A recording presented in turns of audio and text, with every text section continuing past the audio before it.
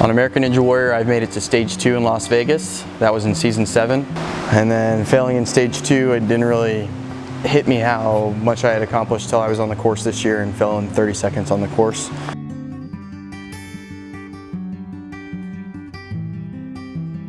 I grew up in Spring Branch, Texas, just a little bit north of here. We've lived on this property for about 10 years. I started watching American Ninja Warrior when I was a kid. Me and my dad and my brothers would watch it. It was on G4 at the time. At the time, I thought it was pretty much impossible to ever get on something like that, and my dad had always aspired to be on the show. I never saw myself being a competitor on the show. I didn't really think that was something that was possible just because of the amount of training that you have to put in.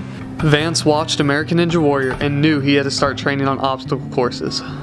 We've been watching American Ninja Warrior since it was Sasuke.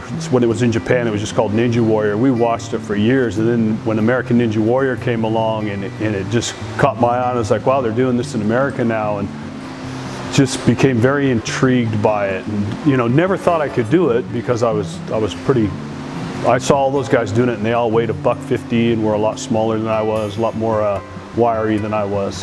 I decided when I was 52 that I wanted to do a Tough Mudder, and so I just wanted the challenge. I'd been working out my whole life, but when we put some obstacles out on our property and started running them, the obstacles exposed all my weaknesses.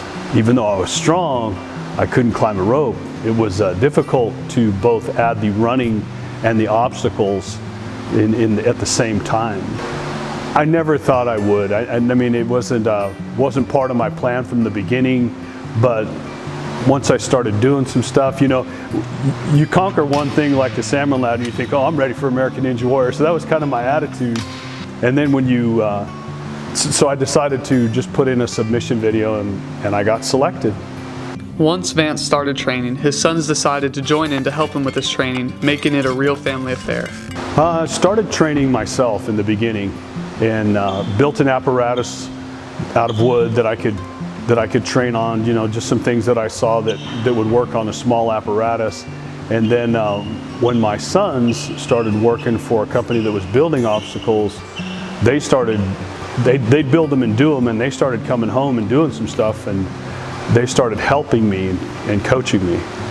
Once David started building obstacles to help his dad train, he realized the benefits and opportunities it created. And he just was like, wow, I'm really intrigued that if you're doing this at 52 years of age, what can I do?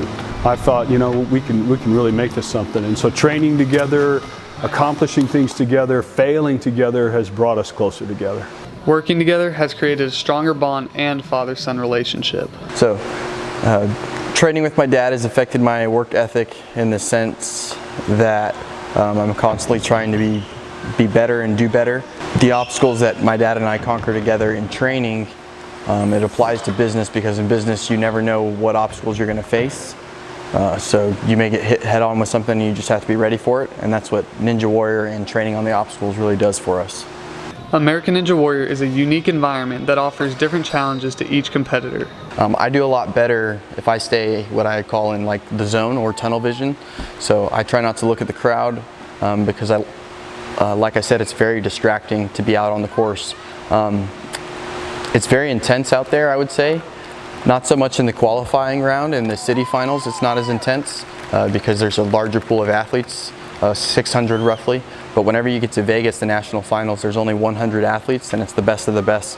So the pressure really starts to set in there, especially if you're relying on the show to you know, bring something to your business or do something like me and my dad just want to accomplish, hitting buzzers and getting all the way to Vegas together. The emotion we experience on American Ninja Warrior is all across the board, honestly.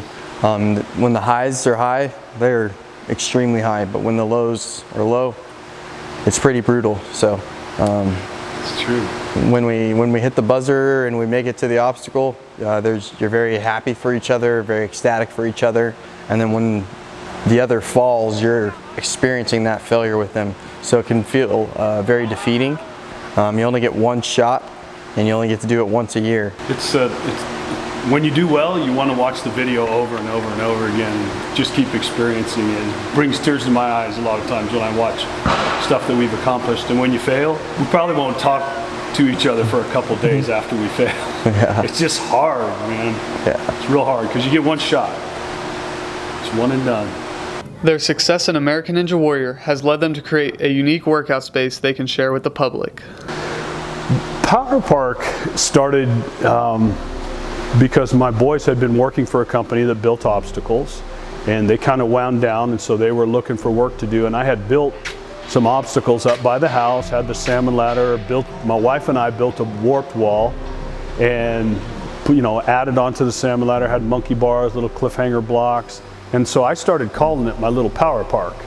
And I'd go out there every day and work on it and work on it. And then when David said, he said, well, Dad, I think I'd like to start a business. And we had put 6 obstacles up out on the property, and we were training for the Tough Mudder. And he goes, I think I'd like to start a business doing obstacle training and Ninja Warrior training.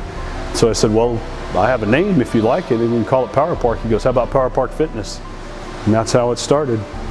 So we started August 1st of 2013 with 5 obstacles on the outdoor course.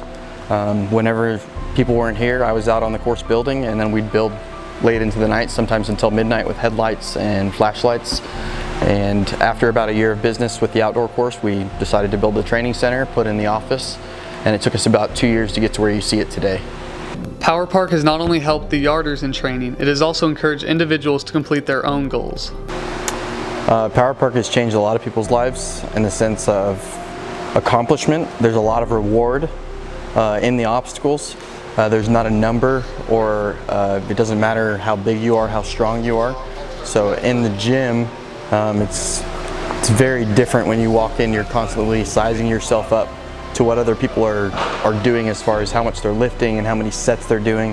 Whereas in here, you're sizing yourself up based on did I conquer that obstacle? Not how long did it take me, how much weight did I lift, did I accomplish what I wanted to. It's made them think that things are possible again, because whenever they go in the gym and they don't see any results, but they can show up here and on the first day get instant gratification by accomplishing a balance beam or climbing over a wall. So it's done a lot for people.